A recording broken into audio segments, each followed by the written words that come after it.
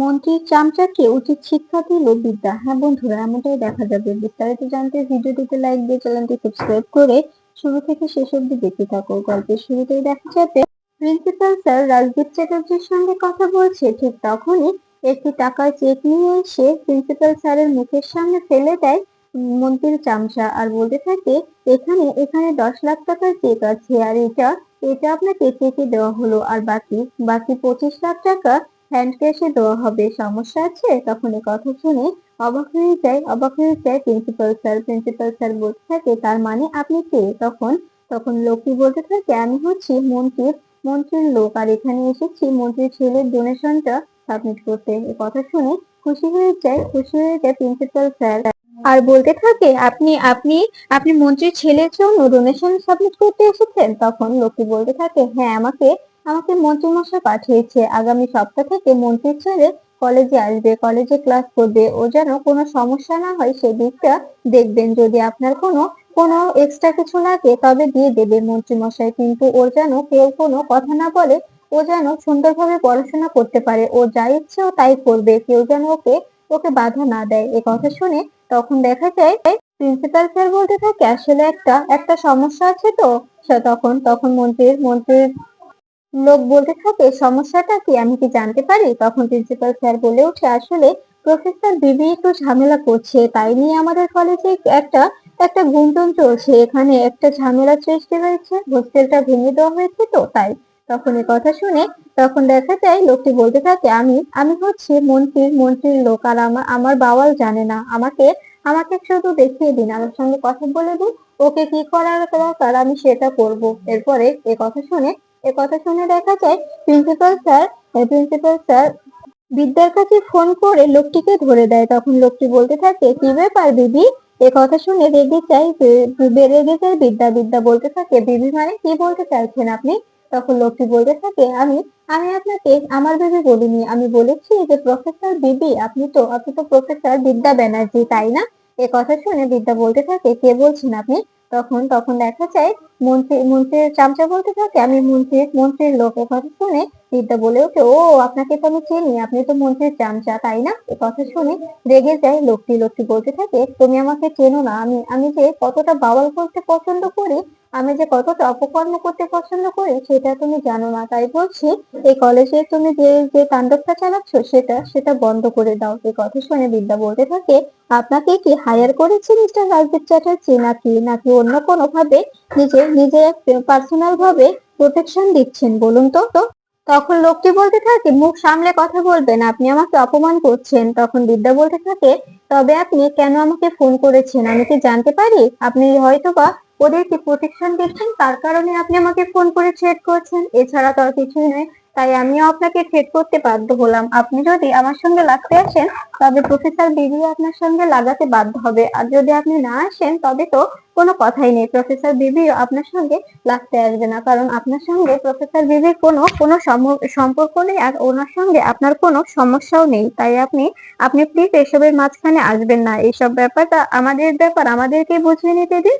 যদি তবে এরকম করে আমাদের মাঝখানে না আসেন তবে খুশি হব। এ কথা শুনে দেখা যায় লোকটি বলতে থাকে, আমি আপনাকে ছাড়বো না। তখন বিদ্যা বলতে থাকে, আচ্ছা দেখি আপনি কি করতে পারেন।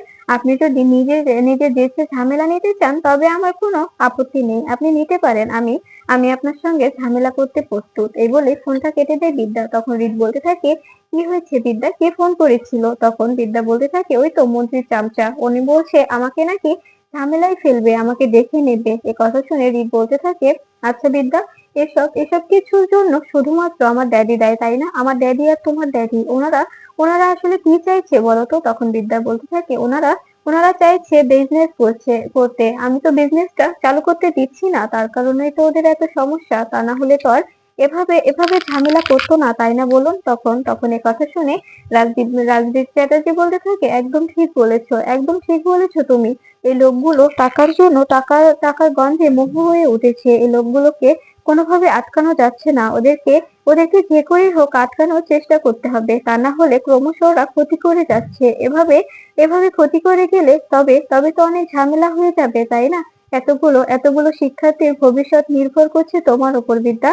তুমি এখন কি করবে? তখন বিদ্যা বলতে থাকে, আমি তো এটাই বুঝতে পারছি না আমি এখন কি করব। কারণ কারণ সব স্টুডেন্টরা আমার বিরুদ্ধে চলে গেছে, ওরা আমাকে ভুল বুঝছে, ওরা ভাবছে যে আমি মিস্টার রাজদীপ চ্যাটার্জির সঙ্গে হাত মিলিয়ে সবটা করছি, কিন্তু আমি তো কিছু করছি না। কিন্তু আমি ওদের কি করে বোঝাবো যে সবকিছু ওরা ওরা চাল চালছে, ওদেরকে ভুল বোঝাচ্ছে, ওদেরকে আমি বুঝিয়েও বোঝাতে পারছি না, ওরা ওরা কিছুতেই বুঝতে চাইছে না। তখন এ কথা শুনে দেখা যায় রিত বলতে থাকে, বিদ্যা তুমি কিছু একটা করো আর ওদের নিয়ে হয়তো বা একটা মিটিং ডাকো, সেই মিটিং এ ওদের সঙ্গে কথা বলো, দেখো ওরা কি বলে। তখন এ কথা শুনে বিদ্যা বলতে থাকে, সেটাই করতে হবে, এটাই একমাত্র ভরসা। এখন আমার এই একটাই কাজ বাকি আছে, যদি আমি ওদের কলেজের সামনে নিয়ে বোঝাই, ওরা যদি না বোঝে তবে আমার আর কিছুই করার থাকবে না। জানেন জানেন যে স্টুডেন্টরা আমাকে আমাকে সবসময় সম্মান করতো, আর সেই স্টুডেন্টরা আমাকে মারতে আসে, ধেয়ে আসে শুধুমাত্র আপনার বাবা রাজদীপ চ্যাটার্জির কারণে, আর আমার বাবা কাশ্যপ ব্যানার্জির কারণে। এ কথা শুনে বিদ্যাকে বলতে থাকে, বিদ্যা তুমি চিন্তা করো না, আমি সবকিছু ঠিকঠাক করে দেব, আমি সবসময় তোমার পাশে ছিলাম আর পাশেই থাকবো। তখন বিদ্যা বলতে থাকে, আচ্ছা আপনি সবসময় আমার পাশে থাকবেন তো? তখন রিত বলতে থাকে, কেন বিশ্বাস হয় না? আমার ভালোবাসাটাকে তুমি বিশ্বাস করতে পারো না? তখন বিদ্যা বলতে থাকে, অবশ্যই পারি, আমি জানি যে আপনি আমাকে খুব ভালোবাসেন, তাই তো আপনার থেকে দূরে যেতে চাইলেও যেতে পারি না। আচ্ছা একটা কথা বলুন, আমি যতদিন আপনাকে নিজের ইচ্ছায় নিজের স্বামীর অধিকার না দেব, ততদিন আপনি আমার কাছে স্ত্রীর অধিকার চাইবেন না, বলুন। তখন রিত বলতে থাকে, কেন আমি কি তোমার কাছে কখনো এরকম আবদার করেছি যে তুমি আমাকে এভাবে বলছো? তখন বিদ্যা বলতে থাকে, না করেননি, তারপরে বলছিলাম কখনো কখনো প্লিজ যাবেন না, কারণ তখন আমি নিজেকে ঠিক রাখতে পারবো না। এখন আমি যখন আমার সবকিছু ঠিকঠাক হয়ে যাবে, আমার স্টুডেন্টদের ভবিষ্যৎ আমি ঠিক করে দিতে পারবো, তখন আমি নিজ ইচ্ছায় আপনার কাছে নিজেকে সমর্পণ করে দেব। এ কথা শুনে রিত বলতে থাকে, আমি জানি যে তুমি আমাকে ভালোবাসো, কিন্তু কিন্তু এখন যদি আমরা নিজেদের মধ্যে সম্পর্ক করি, তবে তোমার স্টুডেন্টদের সঙ্গে বেইমানি করা হবে, তাই আমি কখনো তোমার কাছে সেই অধিকারটা চাইবো না। তুমি একদম চিন্তা করো না বিদ্যা। তখন বিদ্যা বলতে থাকে, ঠিক আছে, আমি আপনার কাছে এটুকু আশা রাখতে পারি, আর আমার বিশ্বাস আপনি আমার এই আশাটা এই ইচ্ছেটা রাখবেন, আপনি আমার কোনো অসম্মান করবেন না। তখন রিত বলতে থাকে, আর অসম্মান করার সাহসী আছে নাকি আমার, বলো তো? তুমি তো আমার প্রত্যেকটা হাড়গোড় ভেঙে দেবে, তখন কার্ডিওলজিস্টের কাছে গেলেও আমার একটা হাড়ও আর আমি ফিরিয়ে আনতে পারবো না। এ কথা শুনে হাসতে থাকে বিদ্যা বলতে থাকে, সবসময় কিন্তু ইয়ার্কির মোডে থাকা যায় না, আমি কিন্তু এখন মজা করছি না, আমি সিরিয়াসলি আমি কি করব আমি বুঝতে পারছি না।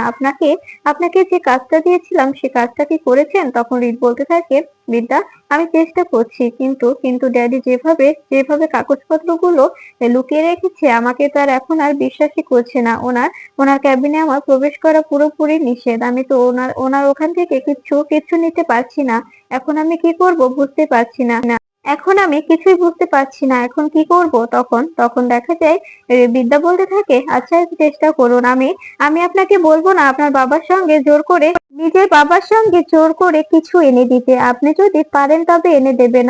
আমি চাই না আপনার বাবার সঙ্গে আপনার সম্পর্কটা নষ্ট হোক, কিন্তু আপনার বাবা যে কাজগুলো করছে সেগুলো তো আমার পুরোপুরি অবজেকশন আছে, কিন্তু আপনার বাবা যে অপরাধগুলো করছে সেগুলো তো আপনি বুঝতে পারছেন, বলুন। তখন রিত বলতে থাকে, হ্যাঁ অবশ্যই বুঝতে পারছি বলেই তো আমি তোমাকে সাপোর্ট করছি, তাই না? আমি তো জানি যে আমার বাবা যে কাজগুলো করছে পুরোটাই অন্যায়। তখন এ কথা শুনে বিদ্যা বলতে থাকে, আমি কি করব বলুন, আমিও তো চাই যে ওনাকে শুধরে দিতে, উনি যদি ভালোর পথে চলে আসে, বিশ্বাস করুন আমি আর ওনার বিরুদ্ধে কোনো কিছু করব না, আমি ওনাকে পুরোপুরি ভাবে ক্ষমা করে দেব। ওনাকে উনি আমাকে যা বলবে আমি তাই শুনবো, উনি যেভাবে আমাকে চলতে বলবে আমি ঠিক সেভাবেই চলবো। এই কথাটা আমি আপনাকে দিচ্ছি, আপনি আমার উপর পুরোপুরি বিশ্বাস রাখতে পারেন। তখন এই কথা শুনে রিত রিত বলতে থাকে, আমিও চাই যে আমার বাবা যেন নিজেকে শুধরে নেয়, উনি যেন নিজে শুধরে যায়, আর নিজের কলেজকে সুন্দর একটি প্রতিষ্ঠান তৈরি করে। উনি যেভাবে প্রতিষ্ঠানটা তৈরি করতে চাচ্ছেন সেটাতে আমারও কোনো সমর্থন নেই, বিশ্বাস করো বিদ্যা। আমি চাই তোমার মতো যে এখানে এখানে সকল গরিব দুঃখী সকল বাচ্চারাই পড়তে পারবে, কারো সঙ্গে কারো ভেদাভেদ করা হবে না। তখন বিদ্যা বলতে থাকে, কিন্তু আপনার বাবা তো সেটা চান না, আপনার বাবা তো সবকিছু টাকার উপর ওজন করে, টাকা দিয়ে সবকিছু মাপে। তখন এ কথা শুনে দেখা যায় রিত বলতে থাকে, আমি আমি সবসময় চেষ্টা করব কি করে সবকিছু ঠিকঠাক করা যায়। আমি আমি সবসময় এটুকুই চেষ্টা করব, এর বাইরে আর কিছু নয়। তখন তখন দেখা যায় যে বিদ্যা বলতে থাকে, আপনি আমাকে কথা দিন, যতদিন না আমি আমার স্টুডেন্টের মাথার উপরে ছাদটা ফিরিয়ে দিতে পারছি, ততদিন আপনি আমার পাশে থাকবেন, আমাকে আমাকে সবসময় সাপোর্ট করবেন, আমাকে কখনো ভুল বুঝবেন না। আর এখন এখন প্লিজ আমাকে হেল্প করুন আমার স্টুডেন্টদের বোঝাতে, ওরা যাতে বুঝতে পারে ওরা যাতে বুঝতে পারে যে ওদের প্রফেসর বিবি কখনো ওদের সঙ্গে বেইমানি করেনি, কখনো কখনো ওদেরকে ওদেরকে দূরে ঠেলে দেয়নি। ওদের প্রফেসর বিবির শুধু শুধু ওরাই আছে, ওরা ছাড়া প্রফেসর বিবির আর কেউ নেই। প্রফেসর বিবি শুধু ওদের জন্য বেঁচে আছে, ওরা না থাকলে প্রফেসর বিবিও বেঁচে থাকতো না। এটা এটা প্লিজ ওদেরকে বোঝান। তখন তখন রিদ বলতে থাকে, তুমি চিন্তা করো না বিদ্যা, সবকিছু আমি ঠিকঠাক করে দেব। আমি ওদেরকে বোঝাবো যে যে মিস্টার রাজদীপ চ্যাটার্জি এটা প্ল্যান করে করেছে তোমাদের থেকে তোমাদের বিবিকে দূরে সরানোর জন্য। তখন তখন এই কথা শুনে বিদ্যা বলতে থাকে, আমি আপনাকে কি বলে যে ধন্যবাদ দেব বলে বোঝাতে পারছি না। প্লিজ আপনি আপনি কিছু একটা করুন। এরপরে দেখা যায় ঋত ও বিদ্যা দুজনে প্ল্যান করতে থাকে কি করে সবকিছু ঠিকঠাক করা যায়। এদিকে এদিকে দেখা যায় স্টুডেন্টরা সবাই কলেজের সামনে বসে আছে, আর সবাই সবাই কাঁদছে আর বলছে, এখন এখন কি হবে, একমাত্র ভরসা ছিল প্রফেসর বিবি, আর উনিও জব্বু জেকব দিয়ে দিল। উনিও তো আমাদের ছেড়ে চলে গেলেন। উনি তো আমাদের সঙ্গে বেইমানি করলেন। উনি উনি নিজের স্বার্থের জন্য আমাদের সঙ্গে বেইমানি করতে দুবারও ভাবলো না। এরপরে দেখা যায় তখন রায়া বলতে থাকে, আচ্ছা আমাদের তো ভুলও হতে পারে, তাই না রে? তখন তখন দেখা যায় কথা বলতে থাকে, ভুল হতে পারে, কিন্তু কিন্তু ওনারা যে কথাগুলো বলছে সেগুলো শুনে তো মনে হচ্ছে না যে ভুল হয়েছে। যেটুকু শুনে মনে হলো ভুল হয়েছে, তারপরেও তো বড়বাবু যে ফোন কল রেকর্ডটা দেখালো সেটা সেটা কি করে ভুল স্বীকার করবো বল? সেখানে তো স্পষ্ট দেখা যাচ্ছে প্রফেসর বিবির ফোন থেকে বড়বাবুর ফোনে ফোন এসেছিল, কিন্তু প্রফেসর বিবি তো সেটা বারণ করছে। আর এটাই তো সব থেকে বড় প্রমাণ বল। তখন এখন আমরা কি করব, আমরা তো বুঝতে পারছি না। আমরা আমরা কোথায় গিয়ে দাঁড়াবো, কি করব, কোন কলেজে গিয়ে ভর্তি হব, কিছুই জানি না। তখন তখন রায়া বলতে থাকে, আচ্ছা আমাদের কি বিবির সঙ্গে কথা বলা দরকার নয়? যদি যদি সত্যি সত্যি কোনোভাবে বিবিকে ফাঁসানো হয়, কারণ এর আগেও তো ফাঁসানোর চেষ্টা করা হয়েছে, তাই না রে? তখন তখন দেখা যায় সপ্তক বলতে থাকে, আমার মনে হচ্ছে না যে কোনোভাবে বিবিকে ফাঁসানো হয়েছে। যদি ফাঁসানো হতো তবে অবশ্যই প্রফেসর বিবি রাজদীপ চ্যাটার্জির বাড়ি থেকে বেরিয়ে আসতো। কই, উনি তো বেরিয়ে এলেন না।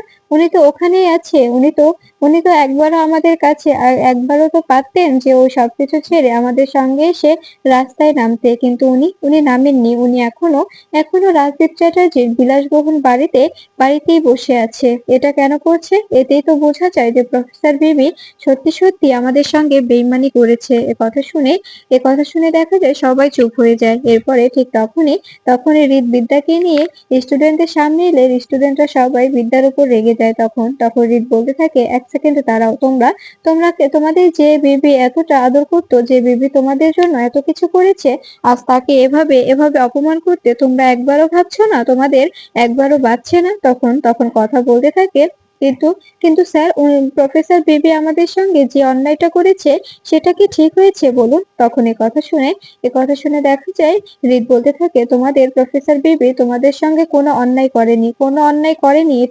এটা ওকে পুরোপুরি ভাবে ফাঁসানো হচ্ছে। তোমরা আমার কথা অন্তত পক্ষে বিশ্বাস করো। ওকে পুরোপুরি ভাবে ফাঁসাচ্ছে মিস্টার রাজদীপ চ্যাটার্জি, শ্রাবণ ব্যানার্জি ও কাশ্যপ ব্যানার্জি।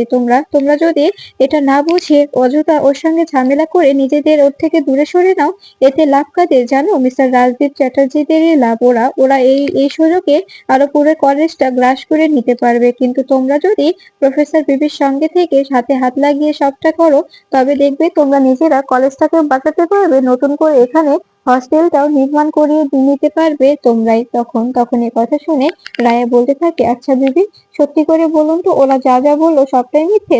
তবে কল রেকর্ডটা কিসের? তখন তখন বিদ্যা বলতে থাকে, বিশ্বাস করো রায়া, আমি তোমাকে বলছি, কোনোভাবে হয়তো বা উনি কিছু একটা করে সবকিছু করেছে। আমি আমি বিশ্বাস করো কোনোভাবে ওদেরকে ফোন দিইনি। তোমার এটা বিশ্বাস হয়? আর কেউ যদি আমাকে বিশ্বাস না করে, আমি ভাবতাম যে তুমি আর অঞ্জলি, আর কেউ আমার পাশে থাকুক বা না থাকুক, তুমি আর অঞ্জলি আমার পাশে অবশ্যই থাকবে। কিন্তু তুমি আমার ধারণাটা ভুল করে দিলে রায়া। আমি তোমার থেকে এটা এক্সপেক্ট করিনি, কখনোই এক্সপেক্ট করিনি তোমার থেকে এসব।